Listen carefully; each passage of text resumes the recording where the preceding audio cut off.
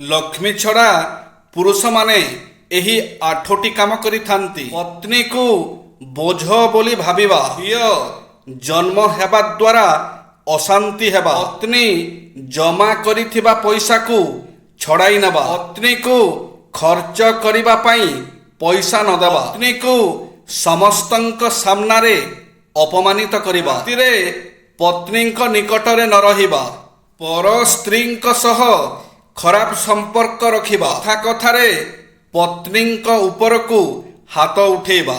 ପେଟ ରୋଗରୁ କେମିତି ମୁକ୍ତି ପାଇବେ? ପ୍ରଚୁର ପରିମାଣରେ ପାଣି ପିଅନ୍ତୁ। ପ୍ରତିଦିନ 5ରୁ 6 ଲିଟର ପାଣି ପିଅନ୍ତୁ। ରାତ୍ରି ସମୟରେ 10ଟା ପୂର୍ବରୁ ଶୋଇପଡ଼ନ୍ତୁ ଓ ସକାଳୁ 6ଟା ପୂର୍ବରୁ ଉଠନ୍ତୁ। ଅଧିକ ତେଲ ମସଲା ଜାତୀୟ ଖାଦ୍ୟ ଖାଆନ୍ତୁ ନାହିଁ। ପ୍ରତ୍ୟେକ ଦିନ ସକାଳେ ନଖ ଉଷୁମ ଗରମ ପାଣି ପିଅନ୍ତୁ। ପ୍ରତ୍ୟେକ 7 ଦିନରେ ଥରେ କିଛି ବେଲପତ୍ର ଓ ଗୋଲମରିଚ ବାଟି ସକାଳୁ ଖାଲି ପେଟରେ ସେବନ କରନ୍ତୁ।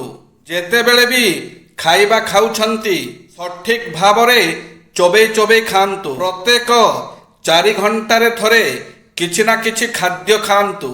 ବ୍ରତ ସମୟରେ ଖାଦ୍ୟପେୟ। ହିନ୍ଦୁ ଧର୍ମରେ 12 ମାସରେ 13 ବ୍ରତ ବୋଲି କଥିତ ଅଛି। ଅନେକ ମହିଳା ବିଭିନ୍ନ ପ୍ରକାର ଓଷା ବ୍ରତ କରି ପରିବାରର ଶୁଭ ମନାସିଥାନ୍ତି। ହେଲେ ଏହି ସମୟରେ ନିଜ ସ୍ୱାସ୍ଥ୍ୟ ପ୍ରତି ସଚେତନ ରହିବା ନିହାତି ଦରକାର।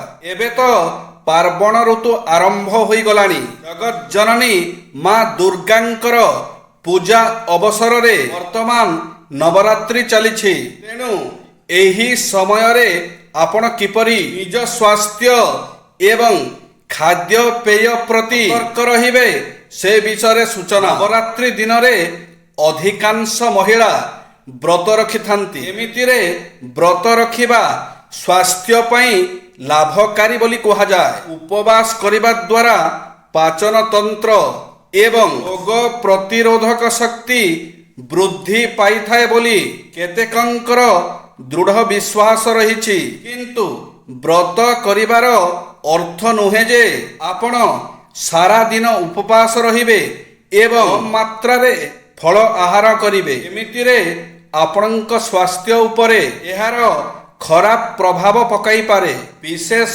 ଭାବରେ ଯଦି ଆପଣଙ୍କର ହାଇପରଟେନସନ, ଡାଇବେଟିସ୍ କିମ୍ବା ଅନ୍ୟ କୌଣସି ସ୍ୱାସ୍ଥ୍ୟଜନିତ ସମସ୍ୟା ରହୁଛି ତେବେ ବ୍ରତ ସମୟରେ ନିଜ ରୁଟିନ ଏବଂ ଡାଏଟକୁ ନେଇ ସଜାଗ ରହିବା ଆବଶ୍ୟକ। ଯଦି ଆପଣ ବ୍ରତ କରିବାକୁ ଚାହୁଁଛନ୍ତି କେତେକ ସ୍ୱାସ୍ଥ୍ୟଗତ ସମସ୍ୟାରୁ କରିପାରୁନାହାନ୍ତି ତେବେ ଏହା ପୂର୍ବରୁ ନିଜ ଡାଏଟ ପ୍ଲାନିଂ ବିଷୟରେ ଡାକ୍ତରଙ୍କ ସହ ପରାମର୍ଶ କରନ୍ତୁ। ଯିଏ ଟାଇମ ପାସ୍ ବା ସମୟ ଅତିବାହିତ କରିବା ପାଇଁ ଭଲ ପାଏ ସେ ତ କେବଳ ଆପଣଙ୍କ ସହିତ ଖେଳେ, କିନ୍ତୁ ପ୍ରକୃତରେ ଯିଏ ହୃଦୟରୁ ଭଲ ପାଏ ସିଏ ଆପଣଙ୍କୁ ତା ଜୀବନଠୁ ବହୁତ ଭଲ ପାଏ। ସ୍ୱାମୀ ସୁଖରୁ ବଞ୍ଚିତା ବିଧବା ଈର୍ଷା ପରବଶ ହୋଇ ସ୍ୱାମୀ ସୁଖ ଭୋଗ କରୁଥିବା ଅଧବା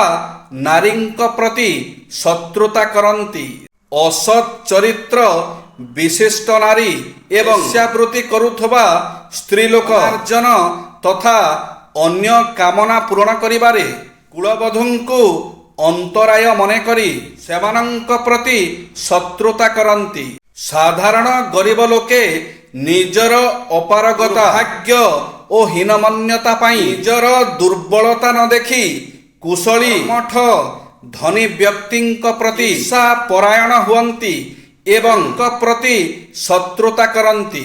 ଅଶିକ୍ଷିତ ମୂର୍ଖ ଲୋକ ଶିକ୍ଷିତ ଓ ମାର୍ଜିତ ରୁଚି ସମ୍ପନ୍ନ ଲୋକଙ୍କୁ ସମ୍ମାନ ନ କରି ସେମାନଙ୍କ ପ୍ରତି ଶତ୍ରୁତା କରନ୍ତି।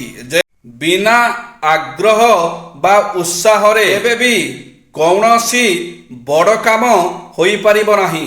ଯେ ଆପଣଙ୍କ ପ୍ରଶଂସାରେ ସଚ୍ଚୋଟତା ଏବଂ ନିଷ୍ଠା ବଜାୟ ରଖନ୍ତୁ। ବିଶିଷ୍ଟ ମନସ୍ତତ୍ତ୍ୱବିତ୍ ୱିଲିୟମ ଜେମ୍ସ କହିଛନ୍ତି ଯେ ଅନ୍ୟମାନଙ୍କ ଠାରୁ ସ୍ୱୀକୃତି ଓ ପ୍ରଶଂସା ପାଇବା ସବୁ ମଣିଷଙ୍କର ଗୋଟେ ଗଭୀରତମ ଇଚ୍ଛା। ଅନ୍ୟ ଦ୍ୱାରା ଅଖୋଜା ଓ ଅଲୋଡ଼ା ହେବାର ଭାବନା ପରି ଯନ୍ତ୍ରଣା ଦିଏ। ମୂଲ୍ୟବାନ ଅଳଙ୍କାର ପ୍ରକୃତରେ ଉପହାର ନୁହେଁ, ସବୁ ଦୋଷ ଦୁର୍ବଳତାକୁ ଘୋଡ଼ାଇବା ପାଇଁ ଗୋଟେ ଆଳ।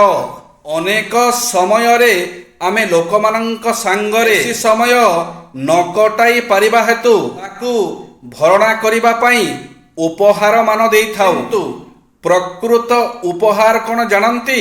ନିଜକୁ ଯଦି ଅନ୍ୟମାନଙ୍କ କାମରେ ଲଗାଇ ପାରିବେ ହିଁ ହେବ ସେମାନଙ୍କ ପାଇଁ ସବୁଠାରୁ ବଡ଼ ଉପହାର। ଅସଲ ପ୍ରଶଂସା ହିଁ ଗୋଟେ ବଡ଼ ଉପହାର, ଯାହାକୁ ଆପଣ ଆଉ ଜଣକୁ ଦେଇପାରିବେ। ନିଜକୁ ଅକପଟ ପ୍ରଶଂସା କରିବା ଠାରୁ ମୂଲ୍ୟବାନ ଉପହାର ନାହିଁ। ଜୟ ଶ୍ରୀ ଜଗନ୍ନାଥ।